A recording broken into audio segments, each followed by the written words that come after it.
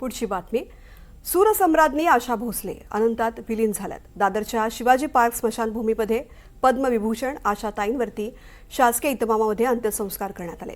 यावेळी राजकीय नेते, चित्रपट सृष्टीमधील दिग्गज अभिनेते आणि गायक उपस्थित होते. मुख्यमंत्री देवेंद्र फडणवीस, उपमुख्यमंत्री एकनाथ शिंदे आणि सुनेत्रा पवार यांच्यासह नेते मंडळींनी आशाताईंना श्रद्धांजली वाहिली. राज ठाकरे देखील शिवाजी पार्क स्मशानभूमीमध्ये अंत्यदर्शनासाठी आले होते. याशिवाय सिनेसृष्टीमधील अभिनेते आमिर खान, विवेक ओबेरॉय, प्रसिद्ध गायक हरिहरन, शान, अनु मलिक, सुदेश भोसले यांनी देखील आशाताईंना अखेरचा निरोप दिला. पूर्ण देशाला आपल्या सुरांनी मोहिनी घालणाऱ्या सूरसम्राज्ञी आशा भोसले यांना आज साश्रू नयनांनी अखेरचा निरोप देण्यात आला. संगीत, चित्रपट आणि सांस्कृतिक क्षेत्रातील दिग्गज व्यक्तिमत्वांच्या उपस्थितीमध्ये हा अंत्यविधी पार पडला. यावेळी उपस्थित असलेल्या गायक कलाकारांनी आपल्या लाडक्या आशाताईंना त्यांच्याच गाण्यांच्या सुरांनी श्रद्धांजली अर्पण केली.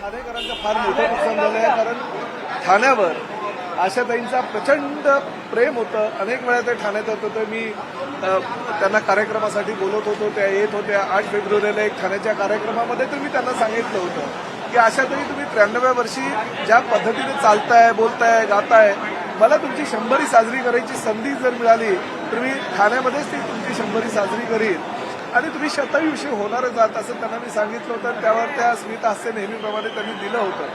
आणि अनेक उपक्रम आहे, अनेक कार्यक्रम आहे. संस्कृती आर्ट फेस्टिवलच्या माध्यमातून खरं तर जानेवारी महिन्यामध्ये त्या येणार होत्या, परंतु अत्यंत तब्येतीच्या कारणास्तव त्या त्यावेळेस येऊ शकल्या नाही आणि हुरूर म्हणायला लागली की त्या माझ्या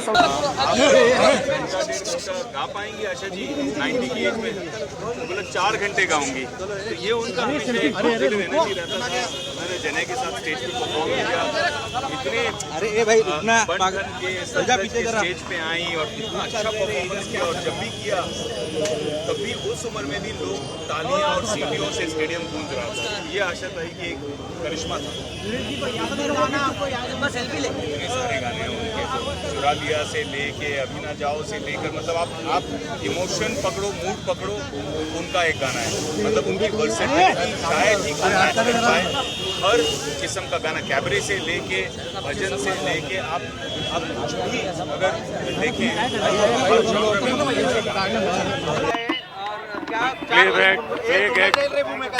प्लेबैक सिंगिंग का एक पिलर कुछ समय पहले चला गया लता जी, दूसरा पिलर भी चला गया. अब यहीं पे समाप्त हो जाता. अब जो भी सिंगर बनना चाहता है उनको इनका गाना सुन के ही रियाज करना पड़ेगा कि ऐसे ही गाओ तो कुछ नाम होगा, अच्छा गाएंगे. जो एक परफेक्शन होता गाने का वो इन्होंने बताया. तो ये सिर्फ सिंगर नहीं है, यूनिवर्सिटी है कि इनका गाना सुनिए, सीखिए, समझिए और अपने को चमकाइए. मैंने वहाँ 2 पंक्तियाँ गाई थी. उड़ जाएगा हंस अकेला, 2 दिन का दर्शन मेला, 2 दिन का दर्शन मेला, राजा भी जाएगा, जोगी भी जाएगा, गुरु भी जाएगा चेला, 2 दिन का दर्शन मेला. ओम शांति, ओम शांति.